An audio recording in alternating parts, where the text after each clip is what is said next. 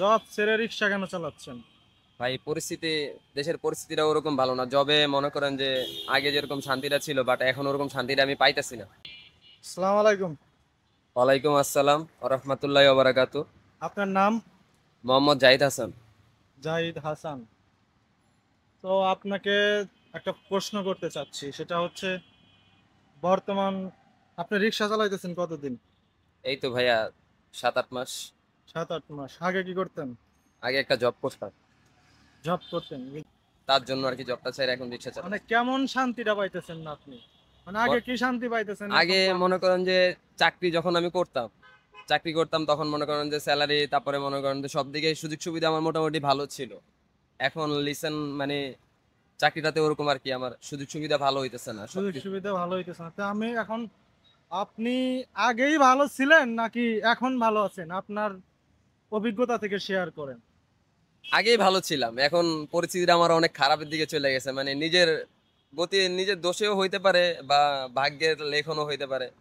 এখন সঠিক কোনটা সেটা শিওর আমি বলতে পারবো আগেই না। ভালো ছিলেন, এখন এটা কি আপনি কি আহ মানে দেশের বর্তমান যে অরাজকতার যে চলতেছে, পরিস্থিতি চলতেছে, সেটাকে আপনি দোষারোপ করতেছেন? তেমনটাই ভাই। আসলে ভাই মানে যে বর্তমান মানে বর্তমান পরিস্থিতি, পরিস্থিতিটা যে ওটাই সবচেয়ে বেশি খারাপ। মানে ওইটাই খুব। চাকরি ছাইড়া দিয়া রিক্সা চালানোর পেশা নিলেন, ঠিক আছে।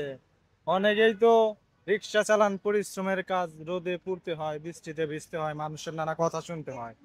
এই জন্য মানুষ কি করে, যত ছোট চাকরি কেন হয় চাকরি করার জন্য চেষ্টা করে। আপনি ভাইয়া, চাকরি ছেড়ে দিয়ে রিক্সা চালাইতে না আসছেন? বললামই তো ওই চাকরিটা দিয়ে আমার মানে ফ্যামিলিটা ওরকম ভাবে চলতেছিল না।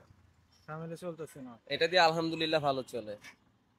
মানে বাংলাদেশের অবস্থাটা বোঝার চেষ্টা করেন, সেটা হচ্ছে চাকরি করেও বর্তমান সময়ে অনেকেই সংসার চালাইতে হিমশিম খাইতেছে। যেমন এই মামার সাথে কথা হইলো যে মামা আগে জব করতো, ছোটখাটো যে জবই করুক সেটাতে তার ফ্যামিলি ঠিকঠাক চালাইতে পারতেছে না, যার কারণে কিন্তু মামা রিক্সা চালানোর পথ বেছে নিচ্ছেন। এখন চাকরির চাইতেও রিক্সা চালায়া ভালো সংসার চলতেছে। আপনি বিশ্বাস করেন আর নাই করেন, বাংলাদেশের আহ, চাকরির বাজারের যে অবস্থা, ওইটার প্রেক্ষাপটে নর্মালি একটা চাকরির চাইতে, ছোটখাটো যারা চাকরি করে এদের চাইতে একজন রিক্সা চালকের ইনকাম বেশি আছে। তারপরেও কিন্তু এটা নিঃস্বাধীন আছে। কারণ আপনি যে রিক্সা চালান, এটার জন্য কি আপনার নিজের কাছে কখনো খারাপ লাগে? না, হ্যাঁ, কখনোই না। কোনো পেশাই আমার, কিন্তু খারাপ না। না যেখানে চাকরি করতাম ওইখানে আমার প্রতিটা সেকেন্ডে, প্রতিটা মিনিটে, প্রতিটা ঘন্টায় আমার জবাব জবাব দেওয়া লাগতো যে এটা কেন হইলো না, এটা কেন এমন হইলো। এটাতে কিন্তু তেমনটা না। আমার ইচ্ছা, আমি আপনাকে নিলে নিলাম, না নিলে নিলাম না। এটা আমার মনের ইচ্ছা। হ্যাঁ, তারপরেও তো টাকাটা, নিজের ফ্রিডম আছে, জি। টাকাটাও চাকরির চাইতে বেশি জি। হইতেছে। এখন কি আপনি আপনার এই পেশা নিয়ে কি সন্তুষ্ট? জি ভাইয়া। হ্যাঁ। জি ভাইয়া। যাই হোক, ধন্যবাদ। আপনার সাথে কথা বলে ভালো লাগছে, আপনি সময় দিছেন, আপনার জন্য আমরা 100 টাকা পুরস্কার আছে। না ভাইয়া, পুরস্কার লাগবে না ভাই, আমি না, পুরস্কার নেন, আপনি কথা বলছেন, ঠিক আছে। এই 100 টাকা আপনার সম্মাননা। ভাইয়া লাগবে না ভাইয়া, না, সমস্যা নেই। ওটা রাখেন, সমস্যা নাই। আপনি কথা বলছেন, এই জন্য আপনার পুরস্কার দিলাম আর কি।